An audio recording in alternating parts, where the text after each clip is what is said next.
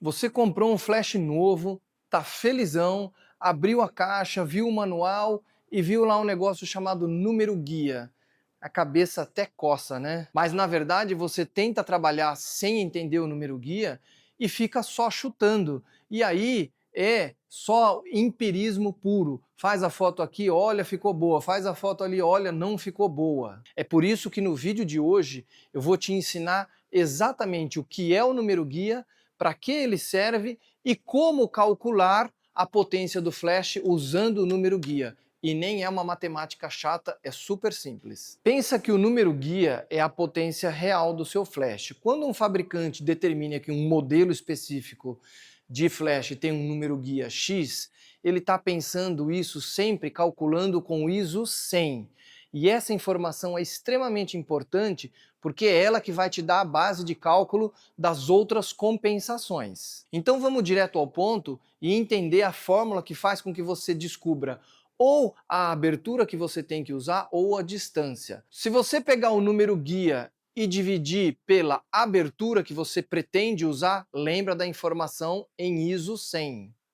Você vai ter a distância que você pode ficar do seu objeto, pessoa, enfim, do seu assunto. Então eu vou colocar na tela a fórmula aqui para você ver. Número guia dividido por abertura é igual à distância. Vamos entender essa conta aqui na prática. Se você tem, por exemplo, um número guia 40 e você vai usar a abertura 4 porque você decidiu que é 4, lembra que a conta é feita com ISO 100. Então se você dividir 40 por 4, você vai ter 10.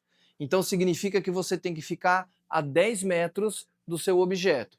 Se você precisar mexer nisso, por exemplo, eu vou usar ISO 200, o que acontece? Não está entrando mais luz, não está mais sensível? Então, nesta configuração, você teria que ficar a 20 metros do seu objeto. E você também pode fazer o contrário. Lembrando que alguns modelos de câmera, esse aqui, por exemplo, tem ISO 50. Então é metade da sensibilidade do ISO 100. E aí, nessa mesma conta, 40 dividido por 4 igual a 10, só que eu estou um ponto de luz menos sensível por causa do ISO 50, eu tenho que ficar a 5 metros do meu objeto. E se você respeitar essas distâncias, não importa o cálculo que você faça, desde que você faça o cálculo, se é com ISO 100, se é com ISO 50 ou ISO 200, não importa. Se você respeitar esse cálculo, porque no final das contas é matemática, você sempre vai ter uma luz constante daquilo que eu falei lá no primeiro vídeo dessa série.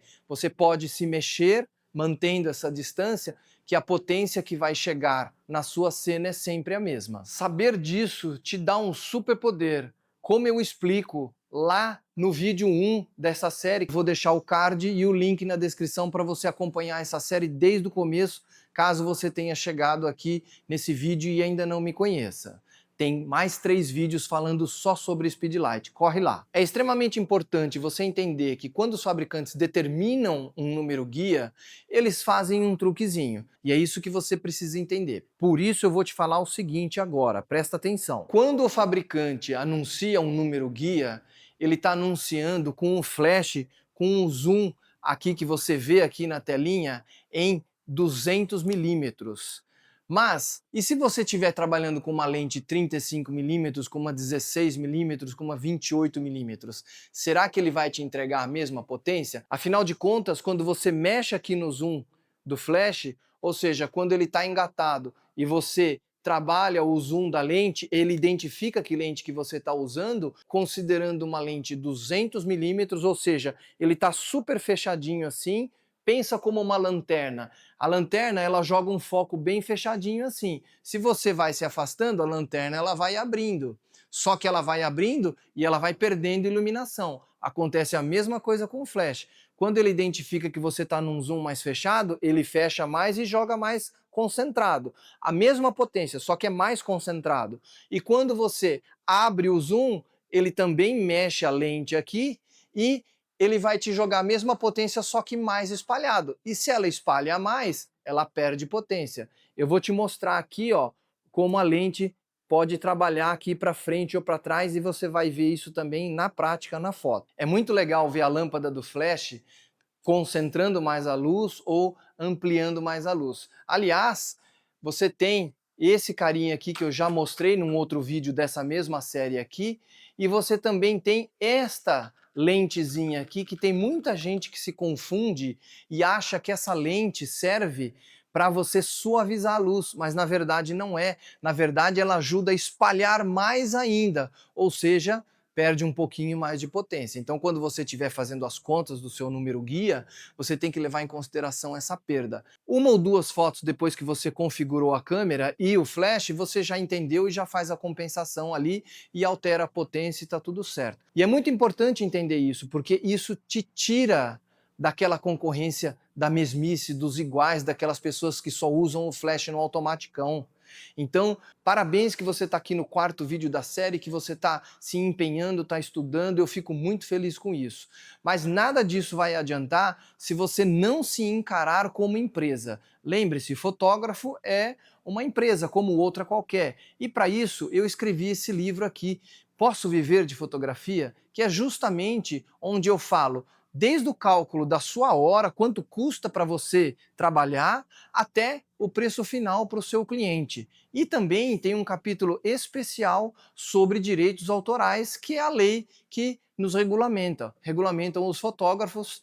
E aí você pode comprar esse livro aqui no link da descrição, é um link do Amazon, a versão online, ou mesmo você pode me pedir a versão física. É só me mandar uma mensagem e os meus contatos estão todos na bio do canal. Eu vou te mostrar na prática agora, fazendo a conta junto com você, para a gente fotografar a Cleide e o Cleiton novamente, e vocês vão ver direitinho. É claro que tem que estar nas condições que o fabricante falou. Então o flash apontado para frente, que a gente sabe que não é a melhor luz, mas para em título de você entender a conta, tem que ser assim, sem a lente que espalha, ISO 100. Então vamos lá, a conta vai ser 58, porque esse modelo da Canon é o 580EX. E os modelos da Canon, o nome dos modelos da Canon significa um número guia. Eu vou usar uma abertura 16, então